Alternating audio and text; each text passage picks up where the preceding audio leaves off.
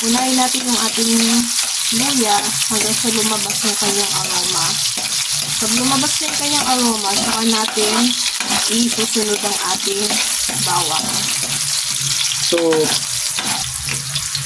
So palabasin ang aroma hanggang sa lumabas lang yung amoy ng luya. Para mabango na siya. Para maging mabango. Saka para lumasa din siya din sa ating ulam. Okay. Masarap kasi yung medyo may anghang na konti. Pag magluluto tayo ng ating pesang dalag. Pesang dalag. Nakakatulong sa pagtanggal ng langsa. Yes. Anong sunod na po natin ilagay? Next natin ay ang ating bawang. Bawang.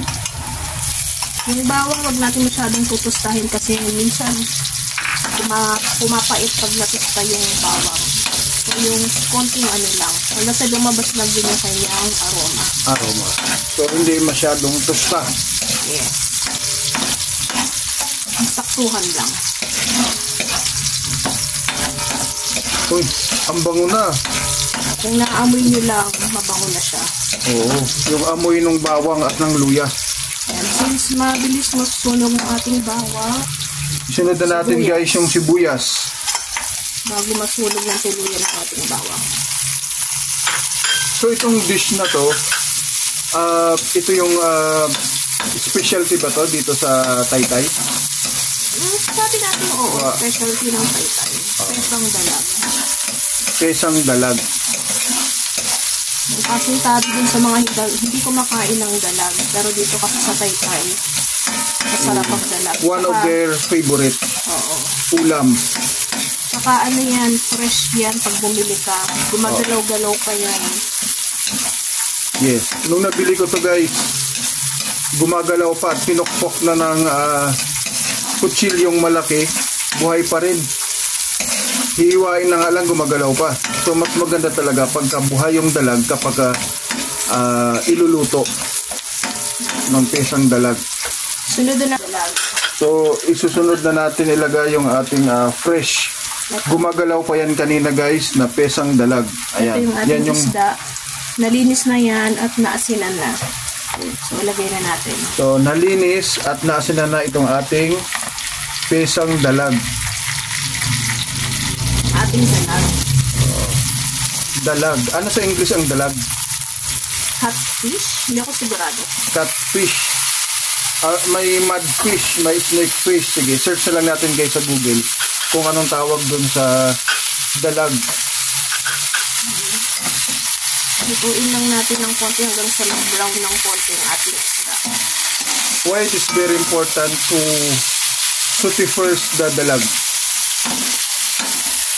Para yung lasa ng mga aromatics natin, kumapit din sa ating isda. Very good answer. Para kumapit dun sa dalag, pangtanggal din ng nakakatulong sa pangtanggal ng langsa dun sa dalag. Yes.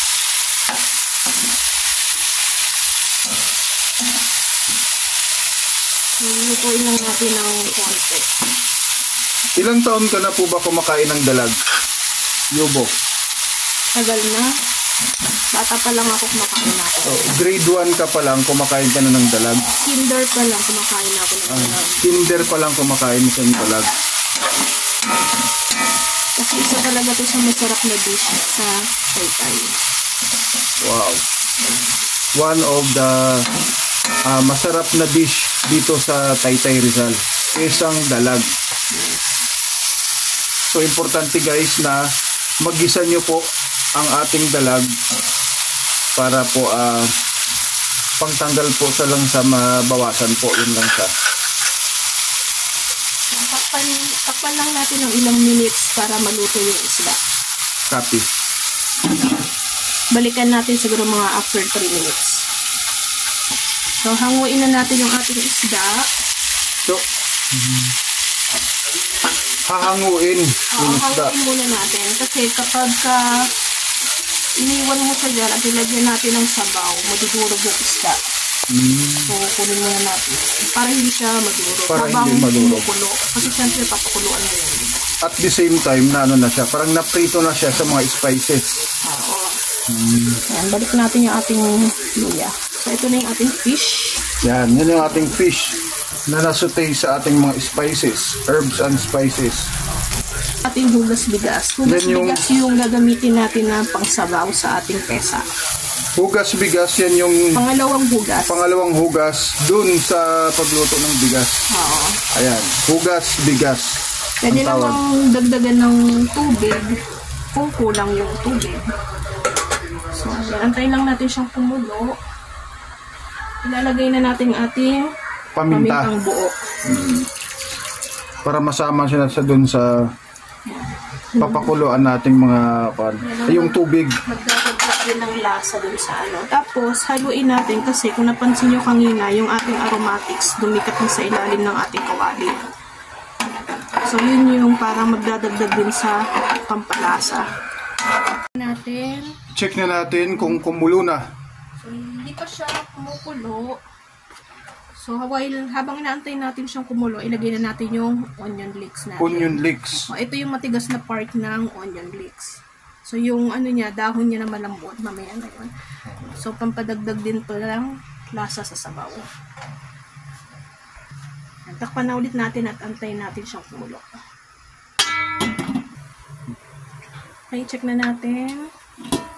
Ayan, kumulo na siya. Kumulo na.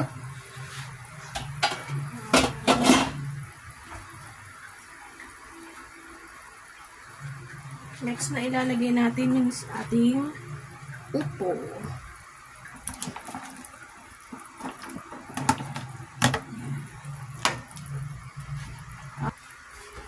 Patis yung gagamitin natin pampalasa.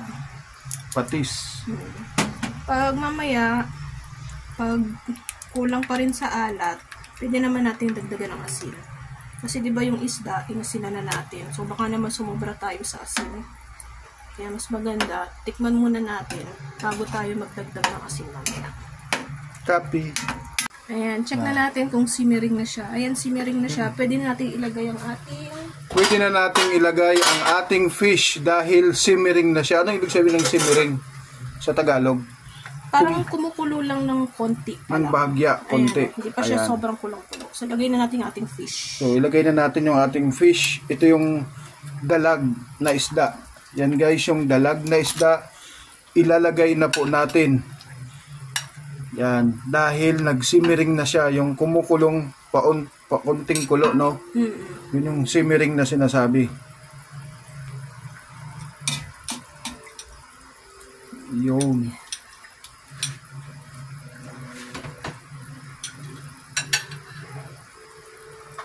Yung ilagay na rin natin yung natitira natin yung onion leeks. Ito yung dahon. Yan yung dahon na onion leeks. Ilagay na natin. Lumasa na rin siya sa sabaw. Tsaka yung ating sibuyas na mura. Sibuyas na mura. Yan yung sibuyas, dahon ng sibuyas. Yes. Sibuyas na mura lang ang tawag dito sa Taytay. Haluin lang natin. Tapos takpan natin ulit. Hahaluin lang po natin at tatakpan lang po natin ulit. Para kumulo pa siya ng konti at maluto pa ng konti yung isda. Although yung isda kasi natin luto naman na. So, kasi naprito na kanina, di ba? Naprito natin kanina. Nagisa natin kanina. Gisa. So, papakulaan lang ng konti. Kasama yung mga sangkap. Mamaya natin tikman yung ating sabaw. Kung sapat na yung alat.